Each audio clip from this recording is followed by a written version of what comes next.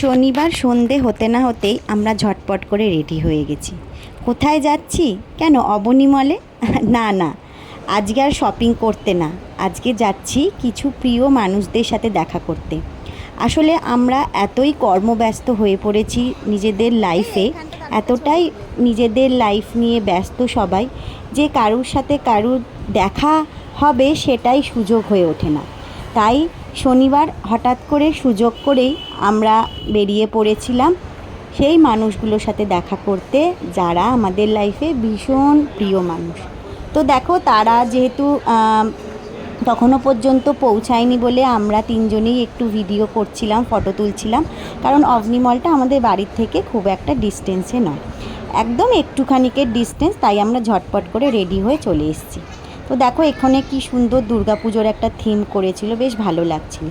তো দেখো, বলতে বলতে সবাই হাজির হয়ে গেছে। তো হ্যাঁ, এদের সাথেই দেখা করতে এসেছি, কারণ এদের সাথে অনেক দিন হয়ে গেছে দেখা হয় না।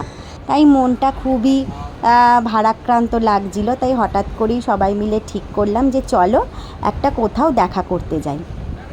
কোথায় যাব? মেয়েটা তো খুবই ছোট, তার উপরে মেয়েটার একটুখানি শরীরও খারাপ আছে। তাই জন্য বললাম তোমরা সবাই অবনী মলে চলে এসো, কারণ অবনী মলটা আমাদের বাড়ির থেকে খুব একটা ডিস্টেন্সে না, আমার চিনিকে নিয়ে যেতে খুব একটা অসুবিধা হবে না। তাই সবাই আমার কথাতেই এখানে চলে এসছে। সবাই কিন্তু বেশ কিছুটা দূরে দূরেই থাকে।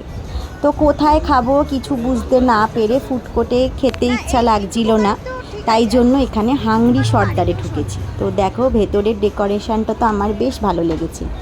এটা নতুনই খুলেছে, কোনো দিন এখানে ঢোকা হয়নি। জানি না কীরকম কী খাবার বা কীরকম কী পাওয়া যায়, কিন্তু দেখে বেশ ভালোই লাগলো, তাই সবাই মিলে ঢুকে পড়লাম। তো দেখো, এখানে আমাদের বসার জায়গাও দিয়ে দিয়েছে।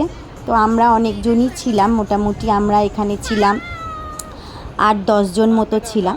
তো জায়গাটা তো আমার বেশ ভালো লেগেছে। তো প্রথমেই আমরা অর্ডার করেছিলাম চিকেন তন্দুরি আর মাটন গুলাটি কাবাব। তন্দুরিটা তো আমার বেশ ভালো লেগেছে খেতে, তবে মাটন গুলাটি কাবাবটা সেরকমভাবে আমার খুব একটা ভালো লাগেনি। আর নিয়েছিলাম ফ্রেঞ্চ ফ্রাইস।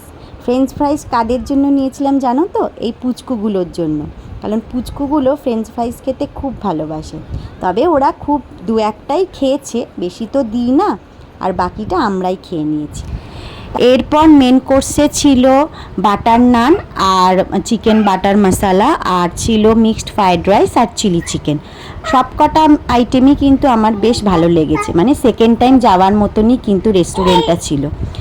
তো আজকের মতন ভিডিওটা এখানেই শেষ করছি। কেমন লাগলো তোমরা একটা কমেন্টে জানিও। আবার অন্য কোনো ভিডিও নিয়ে তোমাদের সাথে আমি হাজির হয়ে যাব। ততদিন তোমরা ভালো থেকো, সুস্থ থেকো, টাটা।